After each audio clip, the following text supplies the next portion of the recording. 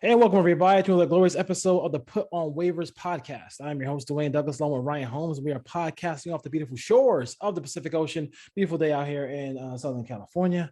Got a lot of stuff going on today. RTPOW Podcast is my Twitter handle, and our home 22 is Ryan's 858-299-5592 is our text line. Thank you for viewing the show and listening to the show in Hartford, Connecticut, Atlanta, Georgia, Cincinnati, Ohio, Denver, Colorado, Los Angeles, California, and Carlsbad, California. And speaking of Carlsbad, California, we have a former Packer, former 49er, former Lancer, former Aztec. How you doing today, Mr. Brett Swain? How you doing today? Good, man. Thanks for having me on. Thank you for having on. So can you talk about, I mean, we living out here, I moved from the East Coast to the West Coast, a lot of athletes, you see a lot of athletes trying to make that jump from high school to college, then college to the pros. Can you talk about that? How you were able to do it and some of the things you went through? Yeah, man. Like you said, a lot of talent out here on the West Coast, especially down here in Carlsbad. San Diego, just a lot of talent in this area. So a lot of opportunities to be seen out here. A lot of good football programs. So there's a lot of good development here in San Diego. So, some big schools come down and recruit out of here. I know this year for our high school senior class, there's some big time programs offering kids out here in this area. Oregon's in Lincoln's backyard. They've got a few guys over there that they've offered up. One of our guys, quarterbacks, Julian Saying, he's one of the top guys in the nation right now. He's got pretty much every offer out there. So we've got a lot of kids out here that are hardworking kids, and when we see the talent, the schools come running for sure. Yeah, and developing that talent is, and then people, get information from people like you about how to kind of go in the right direction.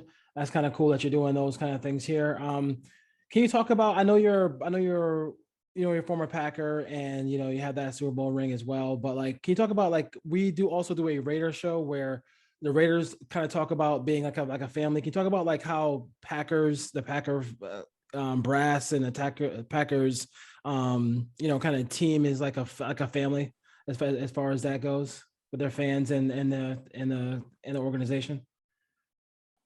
Yeah, man. I think the Packers and the Raiders are really similar teams and organizations when it comes down to it because of their history. I think that's what these teams and organizations build their futures off of, is their history and what they've done and accomplished on the early years of football.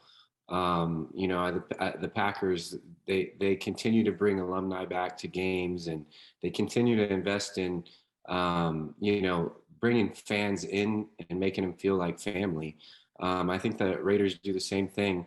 I haven't really been following much of the move from Oakland to Vegas, but it seems like they are continuing to grow their fan base. Vegas being a big area and a big opportunity for them to do that. So with that being said, these organizations continue to grow. They invest in their past, future, and present. So I think that both organizations really hit home on building off their history. As far as playing, you played with a all-time great in Rodgers. Woodson's on that. Was on that team as well. Can you talk about those guys a little bit? And for some of the fans, take us where we can't go, like a NFL locker room. What an experience it was to play with those guys, kind of commanding presences that they bring. For me, it was just all about soaking up the opportunities to be around those guys. High level performers, guys that perform at the highest levels and do it the best. They go about their every day a little bit differently. And, when you're around those types of guys, then you really take those opportunities to learn from them and see what they're doing that's creating all the success in their lives. And that's one thing that I did, when one of the first things I did when I got into the locker room in the mornings and got ready for my day is I started my morning off with a hot tub session, just warming my muscles up. And most of the guys did that. So I would have 5-10 minutes of sometimes just sitting alone together with a guy like Charles Woodson in the hot tub. And the conversations we had in that hot tub was just amazing. It made me a better player. It made me a better teammate. Just seeing other opportunities that I can do to better myself. It was great, man. So anytime I had the opportunity to ask what I could do to better myself, I took advantage of it. And to this day, it's helped me not only as a football player when I played, but carrying it on to what I do now and continuing to want to set that example for the kids that I teach. Yeah, Brett, this is Ryan Holmes. Speaking of the kids you teach, I did some background work on you here today. It's Brett Swain Performance. Guys can reach you at coachbrettswain.com. The thing that stood out to me was the mental skills coach, the stuff that you offer on the mental side.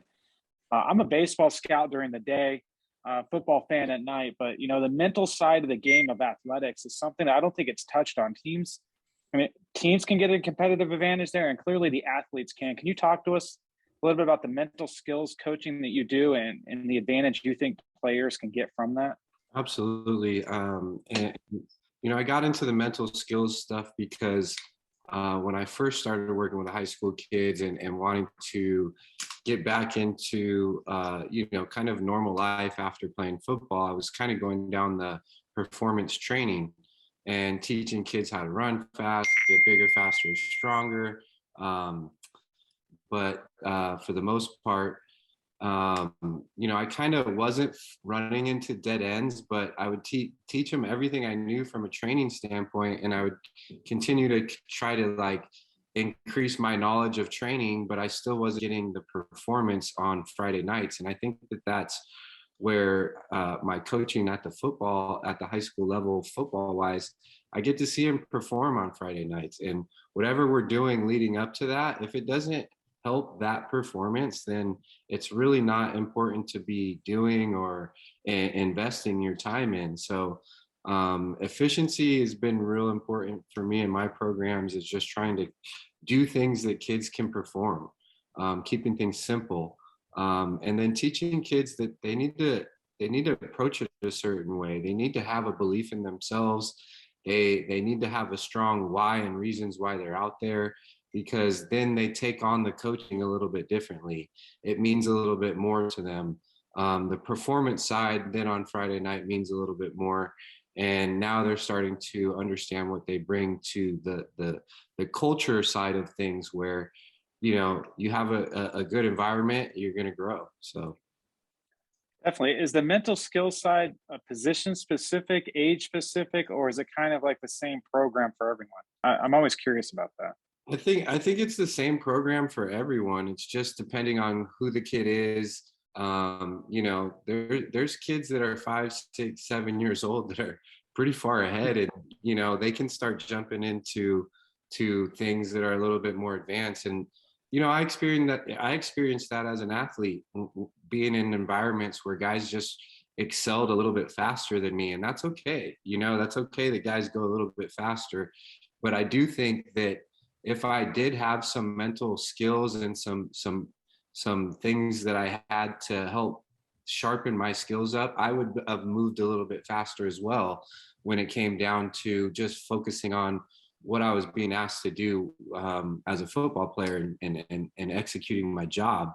There's a lot of things that go on in your high school, college life that pull you in all these different types of directions, and organization of what's going on in your head is super important to your performance. So, I think it starts at an early age. I kind of teach growing confidence as it's kind of like growing like a tree. You kind of plant the seed, you got to grow the roots, you got to grow the tree. And if you can kind of visualize that as your confidence is going to start growing as you continue to excel through whatever you're doing in life. Definitely. And what age groups do you work with? Is it mainly high school? Do you, like you mentioned earlier, 5, 6, 7 years old, and you go all the way up to professional athletes as well, correct? Yeah, so I think the age range where I see the most benefit for mental skills and even training, performance training in general is the middle school age range, sixth, seventh, and eighth graders. They could really get a jump on their high school athleticism and understanding, hey, that when you get to high school, they kind of expect you to kind of like do things a little bit on your own a little bit. Like we can't go back to square one per se. You kind of got to come into high school a little bit with the knowledge of what's going on. So I think the middle school is the most popular and the best range to start it at, and then to carry it on through your high school career to just create good habits and just continue to develop your skills on and off the field, and it just makes you a better person overall. So why wouldn't you want to do that stuff? Definitely. And kind of as an NFL draft nut myself, I noticed you do combine prep training. Um, are you affiliated with a company that does that, or do you do that on your own? Mostly on my own. I mostly work with free agent style athletes, like guys that are trying to catch on with teams that really haven't kind of got their foot in the door yet. And what I really try to teach these kids and try to teach young athletes is how to develop their off seasons. And I think that that's really where combine training is kind of led up to, is it's just how are you training in your off season? Whether you're going into the NFL draft or not, you got to be training a certain way and you got to be preparing a certain way to play and be ready to go into camp. I mean, the combine training alone is going to get you ready for the test and everything. But once the tests are done and over, you got to be ready to play football again. And I think sometimes when you get into the combine training, it gets super specific and you forget that you got to be a football player. So I kind of work hand in hand with the free agent style, the guy that's kind of been through the training already a little bit, but is kind of trying to figure out what the next step is. And it's kind of really just getting back to who you are as a football player. And that's really what's going to help you make teams. Oh, definitely. It sounds like you have a great setup there for any of the youth football here in Southern California to work on the mental side of the game. They can work on the physical side. Like you said, middle schoolers, high schoolers, draft prospects, professional athletes. So it sounds like very interesting setup you have down. Yeah, man. And the cool thing is that, with the performance training, you would see a little success and you'd see the kids go out there and be super athletic on Friday nights. But as soon as I started implementing the mental skills training, now I really started seeing as a whole the success come a little bit more in bunches. Our high school football team, our local high school football team is 10-0 this year. We've got a great program going. These kids are really buying into what we're doing. And these kids in the quarantine time and during COVID, and it comes down to mental skills training. They're waking up consistently 3 to 4 times a week, 6 a.m., ready to rock and roll. I know there's not a whole lot of kids out there that were doing that during COVID. So you sit there and you see what we were actually doing, and that type of hard work develops the confidence. It grows the roots that builds who you really are. And we're starting to see some success with it on Friday nights, and I'm just excited to keep kind of pouring into it and learning more things that I can provide for these kids. Definitely. Dwayne? Yeah, cool stuff here. And you are going to be doing holiday camp, right, on December 18th to the 19th out there in San Diego with Left Coast Athletics. Is that correct? Yeah, I got a buddy. His name's Jose Moeller. He does quarterback training. He works with a lot of young athletes through quarterback skills and stuff like that. And we're starting to tap into a little bit more mental skills stuff with these high school quarterbacks. And, I really do believe that when it comes down to recruiting an athlete, the coaches and everybody gets a good idea of who the kid is when they sit down and talk to him, like what's coming out of his mouth, where's his head at. And being a quarterback, if you can sit down and kind of impress some coaches with kind of your headspace, how you're thinking about the game a little bit, just talking in general, how you love the game, and just you have your priorities in set. I think a lot of guys are ready to pull the trigger on offering these kids if they know what to say in those type of conversations. So we're starting to see that as well. So yeah, cool. So the Packer fans want to know. I got a lot of Packer fans who are friends of mine. They want to know who's playing the Packers in the Super Bowl this year. Man, shoot, can we get through this next week? I mean, today was a rough day. I'm thinking the same. We're thinking the same thing as Raider fans. Can we get through this week? It's been a rough month. It's been a rough month. I think everybody's team like hits a up and down. This is a kind of a roller coaster deal. So, one thing that I know about NFL football is that you got to win in December. So yeah, true. It's coming around the corner here. I know that the Packers have got them a nice little setup going into December. So let's just get through December. Let's win in December and then see where we're at. If I were to sit here and tell you what I think the best teams in the NFL right now, man, there's just a lot of teams battling right now. I thought that Packers Arizona game was a nice little setup and a nice little treat for us to kind of watch. Some of these games are going down to the wire. So man, I don't even know, man. It's a tough one out there. So obviously the team to beat is Tampa Bay. I mean, everybody, the road goes through Tampa Bay and Brady right now. So you got to beat them. And then let's see. AFC, let's see. I don't know. What do you guys think in the AFC? I mean, it's a silver and black team at 5-2. We would love to see in the Super Bowl, but we'll see what happens there. Yeah. I'm leaning Buffalo. Yeah. But Buffalo probably. But Buffalo probably. They have that weather. That weather. They got a good defense to stick in. I was thinking Buffalo too, and then I saw them. I watched them play Houston. But now I think they got the advantage because Henry might be down, So, I think that Henry's a bad matchup for that defense.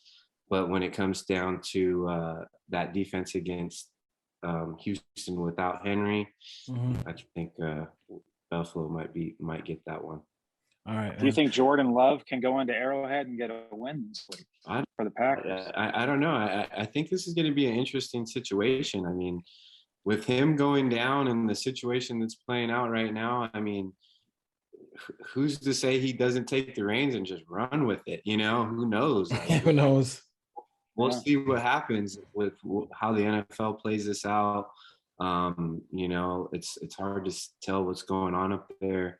But, I think a lot of people believe in Jordan Love, and I know that front office wants him to go out there and play really well. So yeah, that's true. We'll see what happens. We'll see what happens for sure. Yeah. All right, Brett Swain, doing a whole lot of cool things in the Southern California area, former Niner, former Packer here. And also, listen, if we're talking to two SC fans, so if Sang is as good as you say he's at quarterback, fight on. Let's see him in Southern Cal. Yeah. This guy, I mean, we call him the Dragon. He's the Dragon. And what we tell him is we say, hey, see that city over there? Go burn it down. And he flies over there and goes, and goes, and burns the whole city down. So that's kind of what we're calling him right now. And the kid's talented, man. And like I said, when you sit down and you talk to him, I think that's where the difference is. He's a good-looking kid. He's not gonna shoot off the charts from his physical attributes, but for sure, when you sit down and see where his head space and kind of how he's thinking about the game and how it's kind of hitting him out there, it's a whole different story. And that you got a good kid to work with. So it's a solid situation. So. Cool. All right, Brett. We'll see you in the future, man. Take care, and thank you for joining us here on the Put On Waivers podcast. Appreciate you guys. Thanks for having me, man. No problem. Thank you. Thank you, guys.